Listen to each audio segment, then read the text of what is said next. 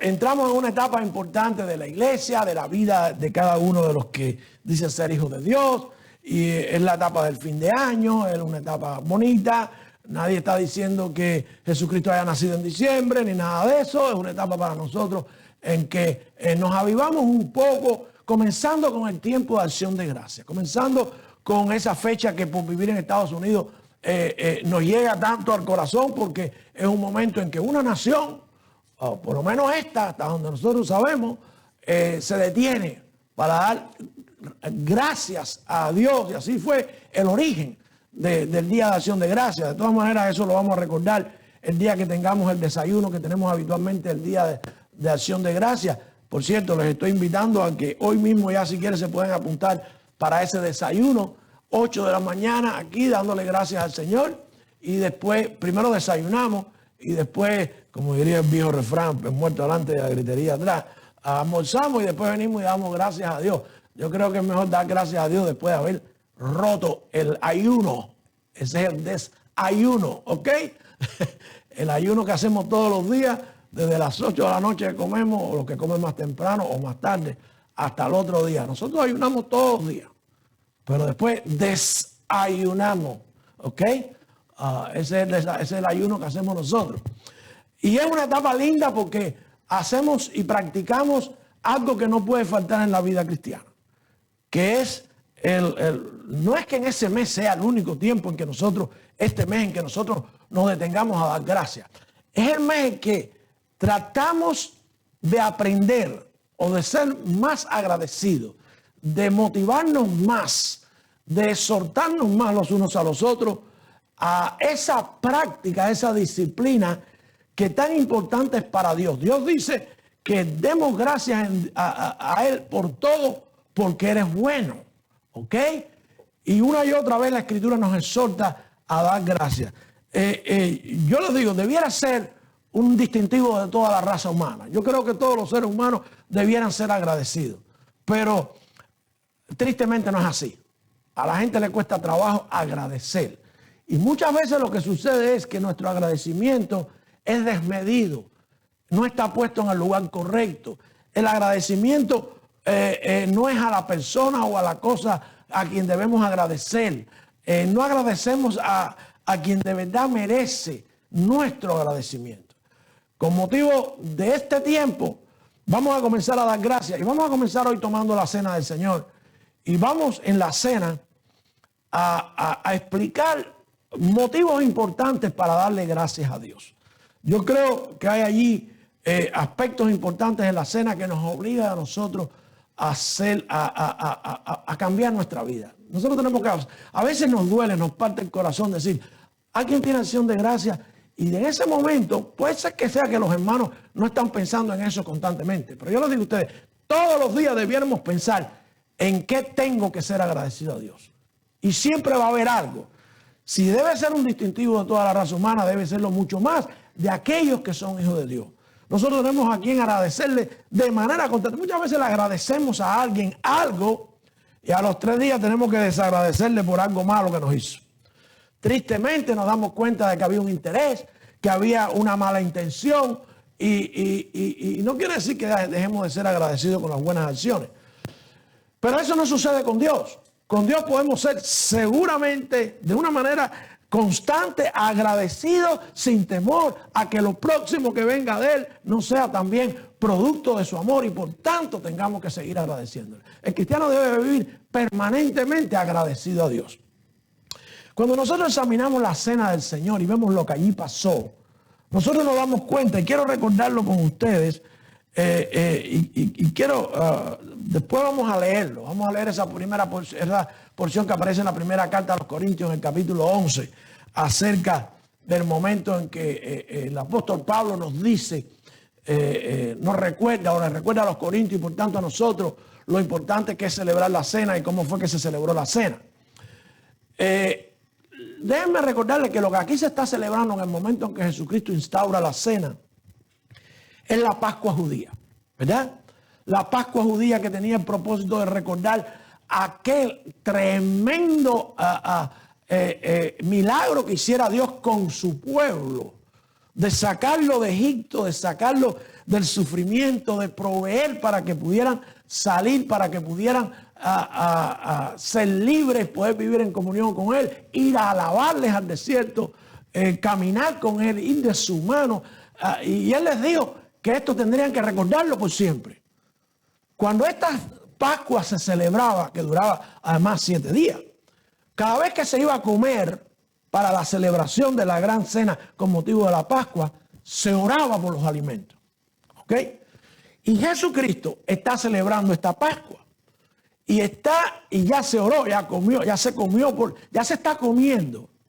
Y al final de la cena es que el Señor cambia todo el sentido de esta celebración. Le da una nueva connotación. Introduce entonces lo que es la cena para propósitos espirituales, para celebración de algo más importante, de algo nuevo, y aclara cuáles son las razones para esta nueva celebración. Pero hay un detalle interesante. Ya se ha orado por los alimentos y ya se está comiendo. Sin embargo, cuando el Señor Jesucristo va a instaurar la cena, ora nuevamente, pero ora por separado por el pan y después ora por separado por el jugo de la uva, dando gracias nuevamente. Y uno se pregunta, pero si ya por todo esto se dio gracias, si ya llevamos tiempo comiendo, si ya el pan, ya están celebrando la Pascua judía y ya se oró. Pero es necesario que por el jugo de la uva y por el pan, de la manera en que van a ser utilizados ahora, haya una nueva oración de acción de gracia, y para que este momento y estos elementos sean bendecidos. ¿Por qué dar gracia? ¿Por cuántas cosas dar gracias?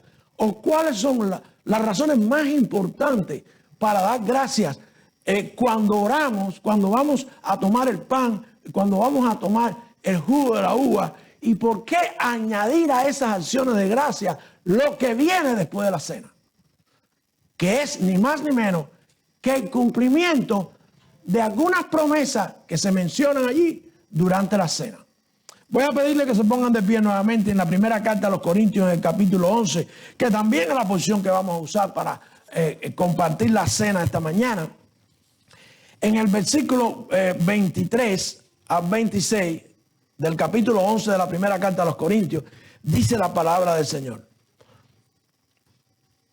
Porque yo recibí del Señor lo que también os he enseñado, que el Señor Jesús, la noche que fue entregado, tomó pan, y habiendo dado gracias, lo partió, dijo: tomad, comer, este es mi cuerpo que por vosotros es partido, hacer esto en memoria de mí. Asimismo tomó también la copa después de haber cenado, diciendo: esta copa es el Nuevo Testamento en mi sangre, hacer esto todas las veces que la bebieres en memoria de mí. Porque todas las veces que comieres este pan y bebieras esta copa, la muerte del Señor anunciáis hasta que Él venga. Ese versículo ahí al final es el que encierra las grandes promesas que nosotros tenemos que, por obligación, por decencia, por amor al Señor, darle gracias cuando tomamos la cena. ¿Ok? Oremos. Padre, gracias por tu palabra, bendícela. Prepara los corazones y a mí escóndeme detrás de tu cruz con tu poder. Que no se vean mis defectos, sino tu palabra. En Cristo Jesús. Amén y amén. Pueden sentarse, mis hermanos. La cena, mis hermanos, tiene el propósito de recordar. Pero tiene el propósito de recordar con acción de gracia. Y voy a repetir la expresión porque hay una confusión con esto. Acción o acciones de gracia. Cuando damos gracia, no siempre lo hacemos con una acción. Muchas veces con nuestra boca. Oh, yo doy gracias por esto, yo doy gracias por lo otro.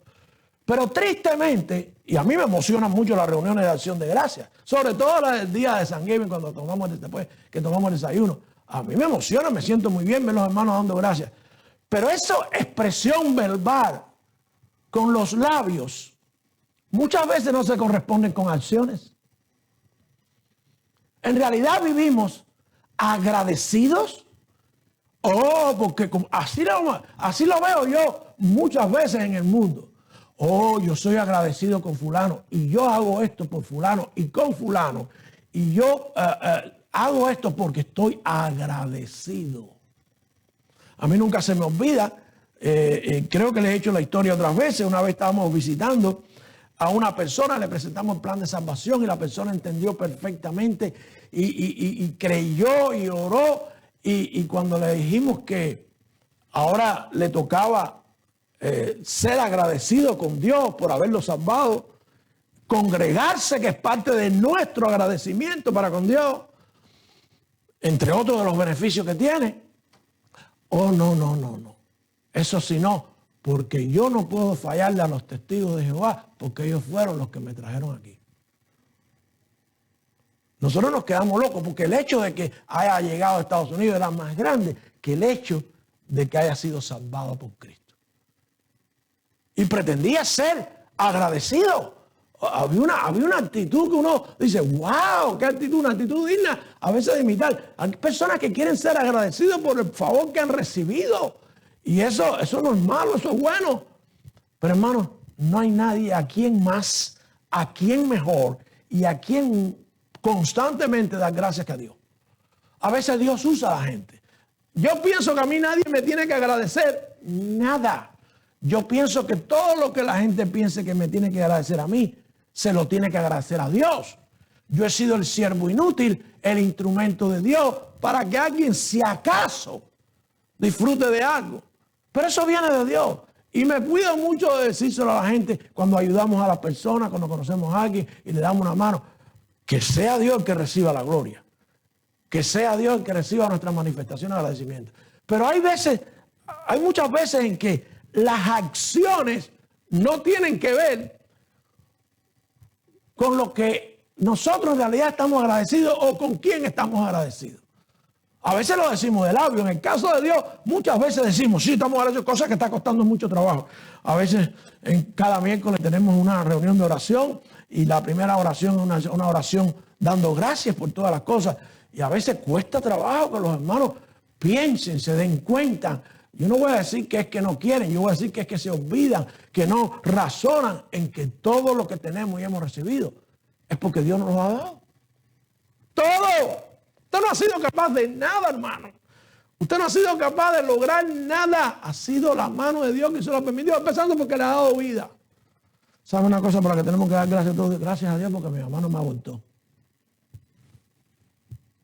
Pudiéramos decir un aborto. Hay que darle gracias a Dios por eso, ¿verdad? Por poner un ejemplo. Estamos aquí, vivimos con problemas, pero gracias a Dios que en los problemas Dios está con nosotros, ¿verdad? O sea, siempre hay que dar gracias a Dios. La Escritura una y otra vez nos exhorta, nos manda, nos llama. Pero en el caso de la cena, ¿por qué vamos a dar gracias? Bueno, definitivamente ahí está claro. Por el jugo de la uva, por el pan y por las promesas con que se cierra este evento de la instauración de la cena. ¿Y por qué por el jugo de la uva? ¿Por qué por el pan? Vamos a hablar primero del pan partido. ¿Por qué el Señor allí da gracias? Déjame decirle que Jesucristo está dando gracias porque nos está enseñando a nosotros a ser agradecidos. Muchas veces el Señor daba todo lo que el Señor hacía. Pero cuando el Señor daba gracias, y muchas veces dio gracias, era para que nosotros aprendiéramos a ser agradecidos. Delante de la tumba de Lázaro, el Señor dice, te doy gracias porque me oíste. Porque yo sé que tú siempre me oyes. Ah, pero si tú aceptas a Cristo y tienes a Cristo, el Espíritu viviendo contigo. ¿Qué está diciendo Cristo? Que si oras y das gracias, tú siempre serás oído. Jesucristo todo lo hizo para enseñarnos a nosotros, no porque tuviera necesidad de hacerlo. De hecho, Jesucristo no tenía ninguna necesidad ni de venir a este mundo. ¿Ok? Sin embargo, Él vino, siendo Dios, se quitó de esa condición, se hizo hombre, vivió entre nosotros, como decía la Escritura, para que nosotros aprendiéramos, entre otras cosas. Pero una de las cosas que tenemos que aprender, hermanos, es ser agradecidos. Hermano, la persona desagradecida deja mucho que desear. Deja mucho que desear. Y si es un cristiano y no es agradecido con Dios, oh, wow, así que tú crees en Dios, pero no eres agradecido con el que te lo ha dado todo, presente, pasado y por la eternidad. Veamos en primer lugar, mis hermanos, por qué tenemos que dar gracias recordando el cuerpo partido. Recordando el cuerpo partido. Dice allí, tomando y habiendo dado gracias, lo partió, dijo, tomad, comer, este es mi cuerpo que por vosotros es partido. hacen esto en memoria de mí.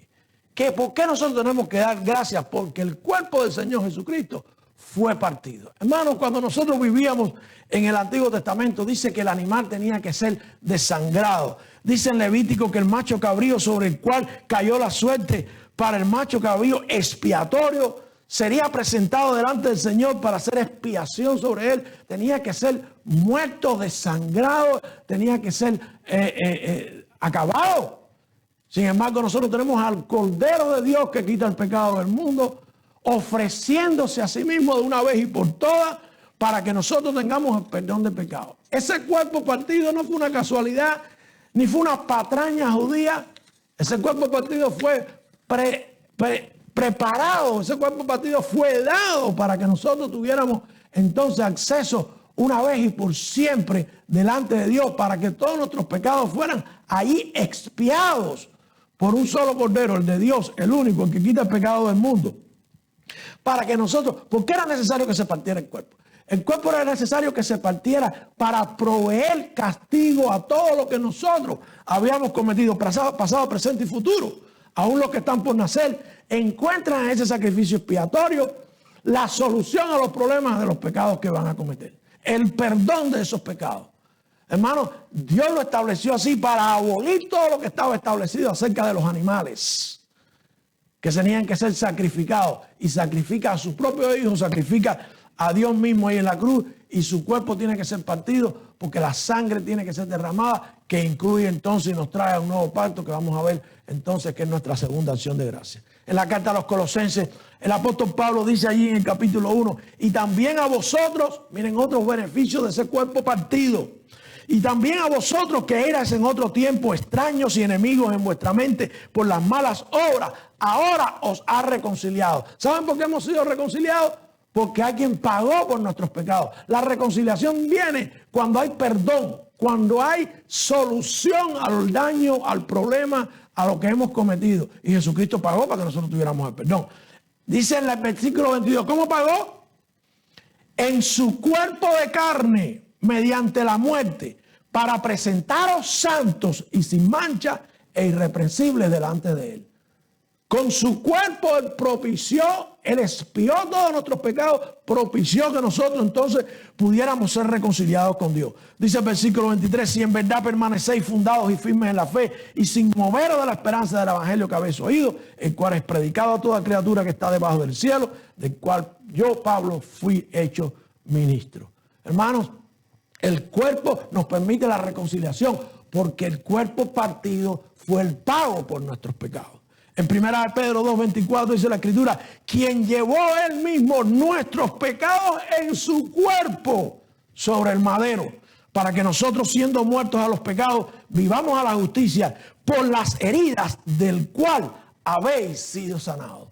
Hermano, era necesario que sufriera, era necesario que pagara, porque cada pecado de nosotros ofendió a Dios. Cada pecado de nosotros, la gente dice que cómo fue posible que Jesucristo se atormentara tanto allí en el desierto, en Jardín de Getsemaní, al pensar que iba a ir a la cruz, y de todas maneras eso estaba establecido.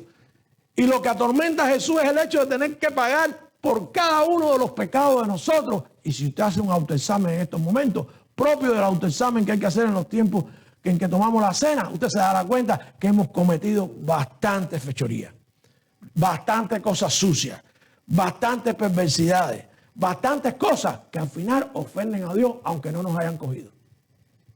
Siguen siendo del conocimiento de Dios y siguen ofendiendo a Dios.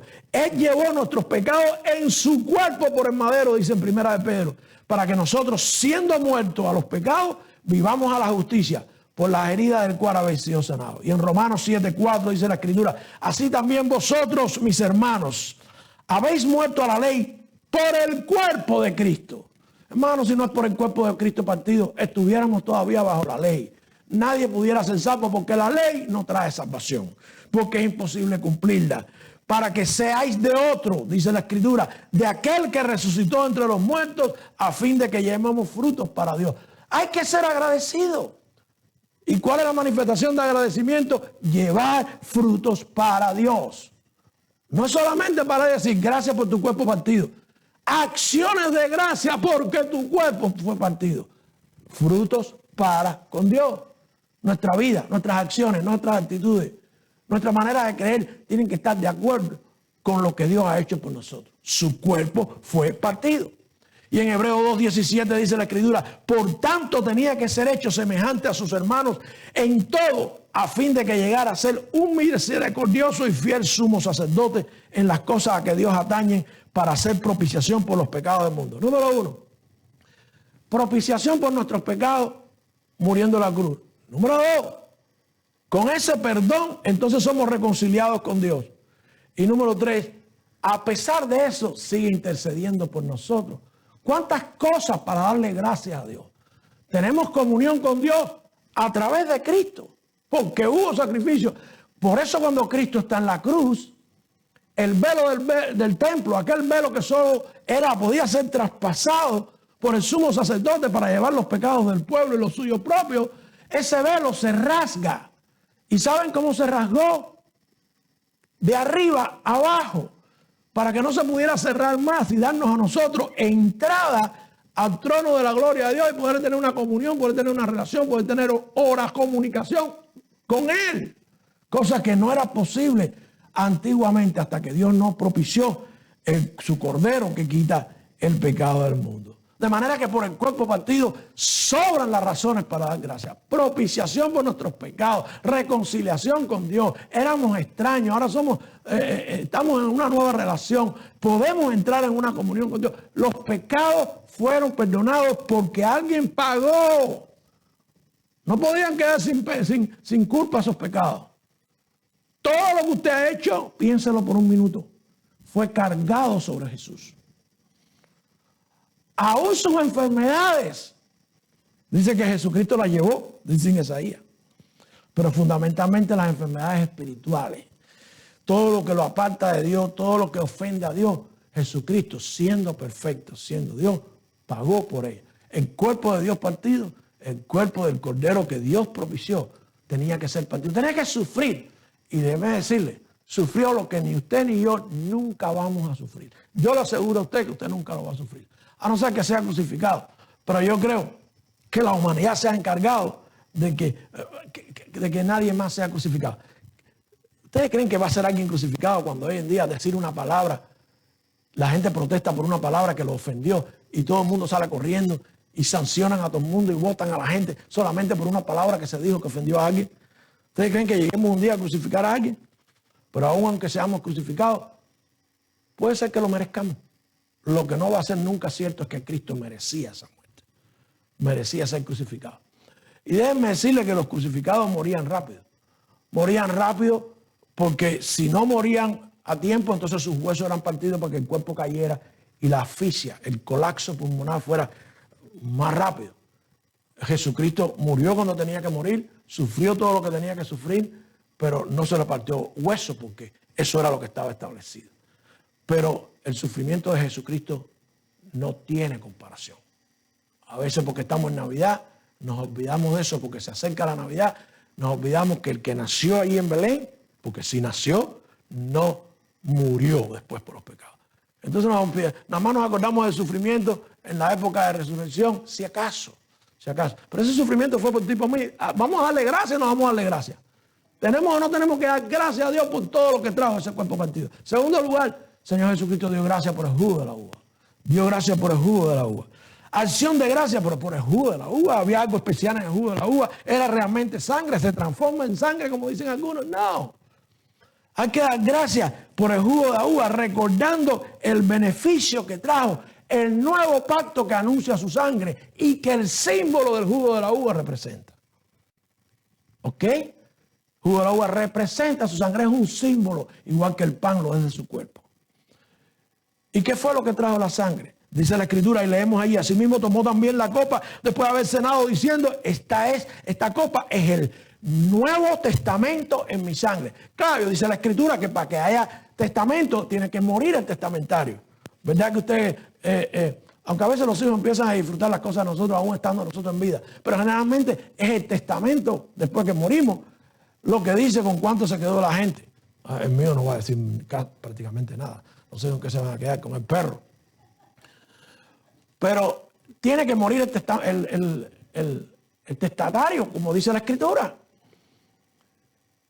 Pero la sangre de Cristo derramada nos trajo beneficios, nos trajo razones más que sobra para nosotros dar gracias en Dios. ¿Qué beneficio nos trajo? Un nuevo pacto que se menciona ahí. El pacto antiguo pasa, el pacto antiguo era basado en la ley, el pacto antiguo era en el cumplimiento de todo lo que allí se decía. El pacto antiguo estaba lleno de holocaustos, estaba lleno de sacrificios, estaba lleno de cosas que nosotros no pudiéramos cumplir y que cumpliéndolo aún no nos daba la salvación porque era sumamente difícil. Es un nuevo pacto. ¿Por qué tenemos que estar agradecidos? Dice en el libro de Hebreos, en la carta a los Hebreos, en el capítulo 9, versículo 12. Y no por sangre de machos cabríos, ni de becerros, sino por su propia sangre. O sea, este pacto no es por la sangre de ningún animal, por su propia sangre. ¿Y saben cuál es la sangre de Cristo? Es una sangre que no es igual que la de nosotros. Yo no sé si era A positivo o positivo o negativo. Yo no sé. Definitivamente era roja. Pero era una sangre especial. Era la sangre de Dios. Su propia sangre. ¿Saben ustedes que esto está estrechamente ligado a la Navidad?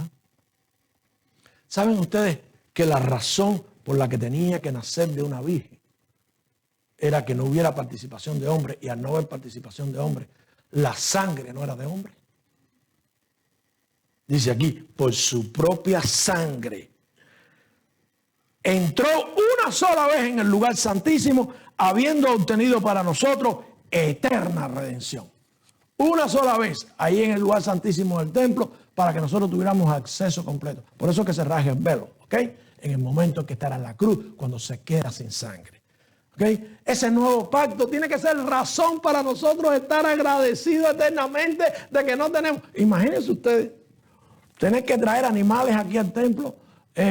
Entonces el pastor, en vez de traer, la Biblia dice un becerro, pero los pastores, estos que son mañosos, le iban a decir a ustedes que en vez de becerro tenían que traer puerquitos, y porque al pastor le gusta el puerquito. Yo no, los pastores eso, traer puerquitos porque de eso comían y todas las cosas que incluía la ley, ¿verdad? Eso se acabó. Dice en Hebreos 10:4, porque la sangre de los toros y los machos cabríos no puede quitar los pecados. Oh, wow. La sangre de Cristo libra de todo pecado. Porque es la sangre de Dios, no la sangre de un animal. Y en Romanos 3:25 dice la Escritura, a quien nos exhibió, a quien Dios exhibió públicamente como propiciación por su sangre a través de la fe, como demostración de su justicia, porque en su tolerancia Dios pasó por alto los pecados cometidos anteriormente. Quiere decir un nuevo pacto. Dice, ¿tú crees en mi Hijo? ¿Crees en Cristo?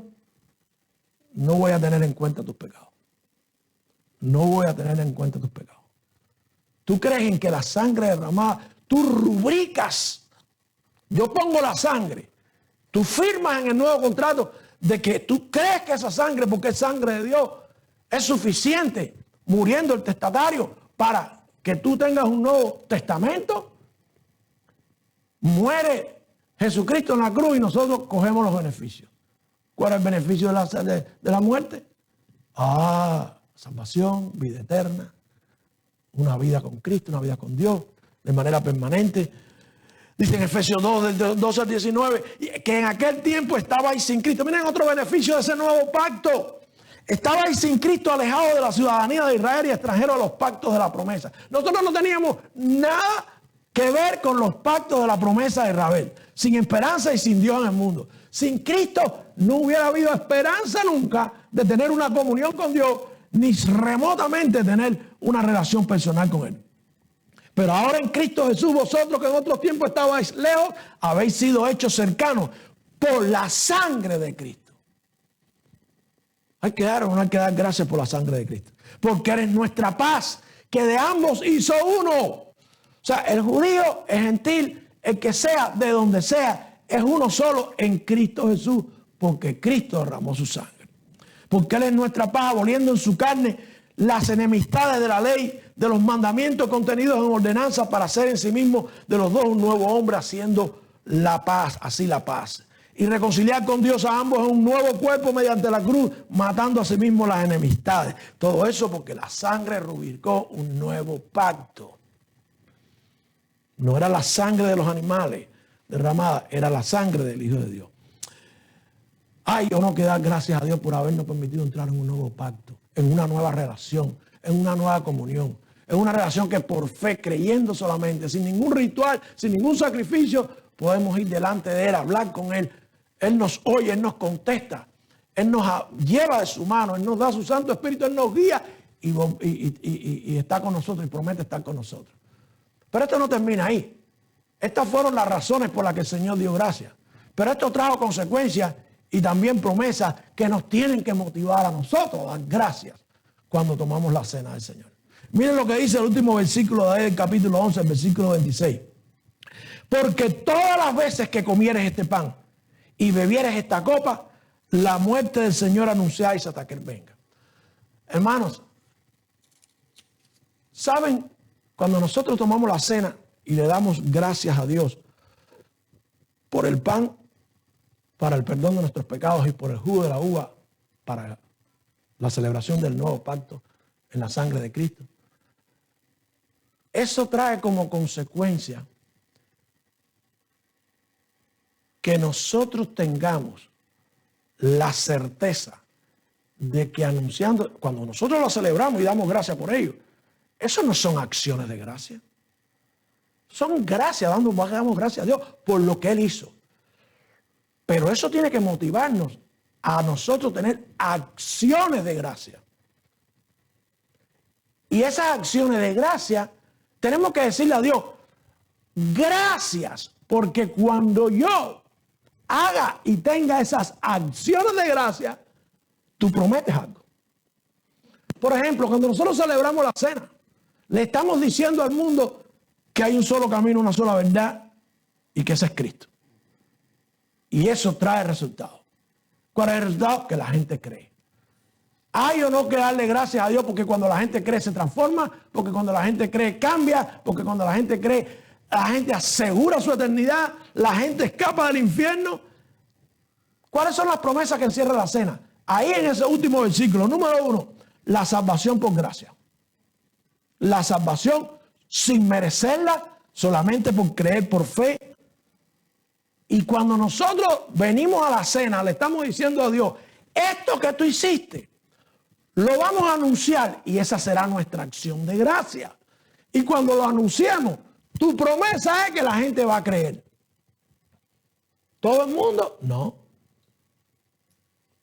¿El mismo día? No. Pero si la gente cree, la vida será transformada.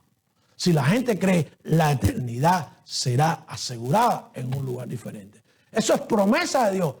Pero cuando llegamos a la cena y damos gracias, pero no pasamos de dar gracias, entonces no podemos dar gracias por las promesas que vienen por lo que estamos haciendo. Hay que decirle a la gente que ya no vivimos bajo la égida de ninguna religión, que las religiones pasaron y que los que creen son los que son salvos, que no hay escogidos, que no hay esa falta de amor por la gente. ¿Qué necesidad de sangre y de cuerpo si ya Dios sabe los que van a ser salvos? Les invito a que se lean un libro que se llama ¿Qué amor es ese? ¿Qué amor es el de Dios? Que ya escogió a los que van a ser salvos, que ya no hay que creer, que ya no hay que hacer nada, ni poner nuestra fe en Cristo para ser salvos. Oh no, la promesa es que si nosotros, basados en lo que Dios nos ha dado, celebramos para que el mundo conozca, hablamos de lo que Dios hizo, la gente va a creer y la gente se va a salvar. Que Dios sabe los que van a ser salvos, claro que lo sabe. Pero es Dios, yo no. Que Él los escogió y los sentenció fuera de su amor para ser salvos. Eso no es lo que dice aquí, sino para que la sangre y para que el cuerpo. ¿Para qué? Si ya eso está predeterminado, ¿verdad? Dice allí también, y bebieres esta copa, la muerte del Señor. Hermano, lo que cambia en el mundo es la muerte de Cristo. Claro, para morir tuvo que nacer. Y para que la muerte fuera vencida, después de esa muerte tuvo que haber una resurrección. Pero todo eso es lo que recordamos en la cena. Jesucristo está hablando de esto el día antes, el mismo día de ir a la cruz. Unas horas después iría a la cruz. ¿Para qué? Entonces los está dando para que ya celebren sin que se haya cumplido nada. No, después de eso vino el cumplimiento, pero también vino la resurrección. Lo único que hace que la gente cambie es que sepan. No es que usted tome la cena, es que usted confíe en que lo que usted está recordando es promesa de Dios de que puede cambiar a otro. Hay que darle gracias a Dios por eso. Hay que darle gracias a Dios por eso. Yo no sé ustedes, yo traté de cambiar de muchas maneras. Usted quisiera que mucha gente alrededor suyo cambie. ¿Cómo? Hay una sola manera. Hay una sola manera, la propició Dios en Cristo Jesús. Hay una sola manera. Él dijo, yo soy el camino, la verdad, la vida. Yo no sé, yo soy un camino, parte de la verdad y la mitad de la vida. Recordando la promesa. ¿Qué promesa encierra? En primer lugar, la salvación por gracia. Los efectos del evangelio que nosotros anunciamos en la cena van a traer vidas salvas y vidas cambiadas. Ahí en el evangelio, en la primera carta, en esta primera carta, pero en el capítulo 15, encontramos en los versículos 1 al 5, en realidad el resumen de lo que tiene que traer como consecuencia el celebrar. Que usted celebre la cena no hace nada ni cambia nada. Usted le está diciendo a Dios, gracias, porque lo que tú nos diste, lo que tú hiciste por mí, puede ser la transformación, puede ser la salvación del que oiga lo que tú hiciste. ¿Qué efecto tiene que usted celebre que el cuerpo fue partido y la sangre derramada? Si ya usted es salvo, que ese cuerpo partido y esa sangre derramada puede que otro tenga salvación. Y Dios dice, anunciáis. Anunciáis. ¿Qué anunciamos? Miren lo que dice ahí en la primera carta de los Corintios en el capítulo 15. Los versículos del 1 al 5. Además os declaro, hermanos, el evangelio que os he predicado, el cual también recibisteis, en el cual están firmes, por el cual sois salvos si retenéis la palabra que os he predicado, si no habéis creído en vano. Dice el versículo 3, porque primeramente os he entregado lo que asimismo recibí, que Cristo murió por nuestros pecados, conforme a las Escrituras, y que fue sepultado y que resucitó al tercer día, conforme a las Escrituras, y fue visto por Cefas y después por los 12. Hermano, nuestra acción de gracia por el jugo y por la uva no es dar gracias por el jugo y por la uva. Nuestra acción de gracia es decir, eso que tú hiciste, derramar tu sangre, en venirnos a entrar en un nuevo pacto, que tu cuerpo fuera partido, eso es lo que va a hacer que la gente cambie. Ya nosotros cambiamos. Si podemos decir que hemos cambiado, porque el evangelio ha hecho efecto en nosotros. La promesa número 1 es el efecto que tiene el evangelio cuando nosotros anunciamos la muerte de Jesucristo. Pero el anuncio no es aquí adentro. Aquí es como cantarle al coro. No. Aquí estamos entre salvos. La muerte del Señor anunciáis hasta que Él venga. Es allá afuera. Y eso es acción de gracia. Aquí damos gracias, allá afuera es acción de gracia. Segunda promesa, y por la que tenemos que estar sumamente agradecidos. Su venida. Su venida. Bueno, no solamente que la gente crea, sino el evangelio se expande. En 1 Pedro 2:9 dice, mas vosotros sois linaje escogido, real sacerdocio, nación santa, pueblo adquirido, para que anunciéis las virtudes de aquel que os llamó de las tinieblas a su luz admirable. Esto no es para consumo interno, esto no es servicio secreto, esto es para proclamarlo. ¿A quién? A los que no lo conocen. Segunda promesa, su venida. Dice, anunciáis hasta que Él venga. Tenemos que darle gracias a Dios, ¿no? A veces miramos las noticias, miramos toda la cantidad de información que recibimos, porque es bastante la información que recibimos. En el teléfono, en la computadora, en todas partes decimos, ¿y cómo se va a solucionar todo esto? ¿Cómo se va a solucionar todo esto? Y a veces decimos, bueno, allá ellos, déjame trabajar y hacer dinero y vivir y disfrutar, porque esto no lo arregla nadie. Esto va a tener arreglo. Esto va a tener arreglo. Y todas las cosas serán puestas en orden, dice el Señor. Y todas las cosas las pondré en orden. Esto va a tener arreglo. El Señor viene. ¿Tenemos que estar agradecidos o no? Es más, tenemos que estar pidiendo que venga. Porque ahora usted puede estar muy cómodo, pero mañana no se sabe lo que va a pasar. Mañana no se sabe lo que va a pasar si vienen y le dicen, tienes que ponerte la vacuna y la otra vacuna y el booster y la cuarta, si no te vas del trabajo. Nadie sabe. Eso no se sabe. Bueno, yo sé que usted va a decir, póngame todas las vacunas que quiera porque yo quiero trabajar. Eso no, para vacunas no será problema. Pero por ponerle un ejemplo, porque hay gente luchando en estos momentos por sobrevivir, porque entienden que no, un derecho que tiene cada ser humano. Es igual que yo le diga a usted, tiene que tomarte esta pastilla y tú me digas, ¿quién es usted, pastor? Para que usted me obligue a mí a tomarme una pastilla. Que el gobierno te diga tiene que vacunarte, la misma cosa. Bueno, yo no estoy en contra de la vacuna. Yo no, pero tampoco estoy en contra del derecho que tiene cada quien de hacer lo que le dé la gana. Pero eso es un ejemplo de los malos tiempos y de los tiempos que están por venir. Más aquí nada se va a poner mejor. Nada se va a poner mejor. Brandon está cada vez peor y apretando el pedal. ¿Saben quién es Brandon? No saben quién es Brandon. El presidente de los Estados Unidos. Dice la Escritura en 1 Tesalonicenses que para que todos sean afirmados, para que sean afirmados vuestros corazones en santidad irreprensible delante de Dios y Padre nuestro, para la venida de nuestro Señor Jesucristo con todos sus santos. Oh, wow. Viene. Y no es tardanza lo que está sucediendo, porque algunos lo tienen por tardanza, ¿verdad? Dice también allí en el capítulo 4, mas no quiero, hermanos, estoy hablando de la primera carta a los tesalonicenses, mas no quiero, hermanos, que ignoréis acerca de los que duermen, para que no os entristezcáis como los otros que no tienen esperanza. La esperanza de nosotros es que Cristo venga, caballero. Que Cristo venga. Pastor, pero yo antes de que Cristo venga quiero disfrutar mi carro, quiero disfrutar mi casa. Tú no sabes lo que Cristo trae, compadre, no digas eso. En el disfrute de tu carro y de tu casa se te puede ir la vida. Y lo puedes perder todo. En el año 59, los que son más niños aquí no lo conocen bien.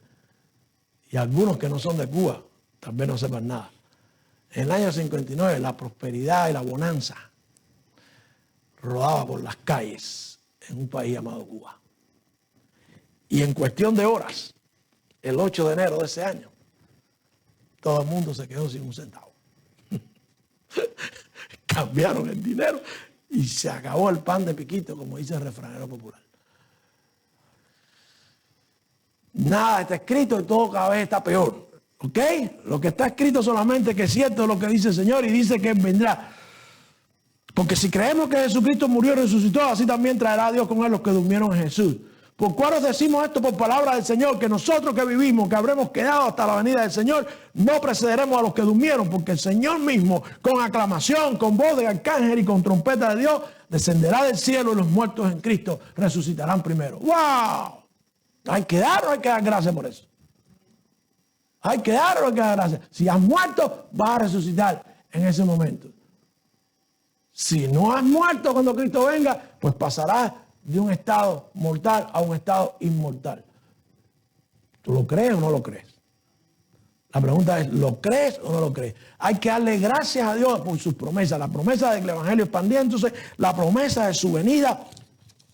Y hay que disfrutar lo que el Señor tiene para nosotros en medio del mundo que se cae, mis hermanos. Ahí en el capítulo 5 de la primera carta de Tesalonicenses también dice, y el mismo Dios de paz os santifique enteramente, y que todo nuestro espíritu y alma y cuerpo sean guardados irreprensibles para la venida de nuestro Señor Jesucristo. Nosotros estamos aquí imperfectos, pero guardados y santificándonos. Quiere decir, separándonos poco a poco, imperfectos, pero caminando y esperando la venida del Señor Jesucristo.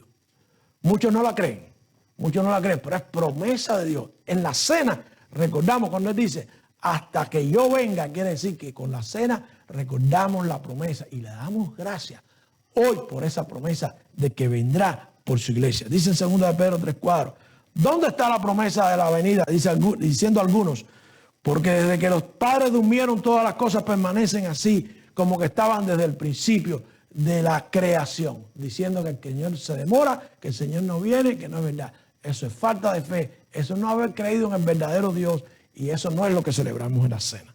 En la cena le damos gracias a Dios porque pagó por nuestros pecados y su cuerpo fue partido. Le damos gracias a Dios porque su sangre nos permitió un nuevo pacto, una nueva relación con Dios. Y le damos gracias a Dios porque ahí se anuncian promesas de que el evangelio se va a expandir, de que las vidas van a cambiar y de que Él vendrá por todos los que crean. ¿Cuál es su posición esta mañana? Si su posición no es esa, usted no está invitado a esa cena, porque esa cena anuncia cosas que usted no cree. Dice ahí la Escritura que por gracia.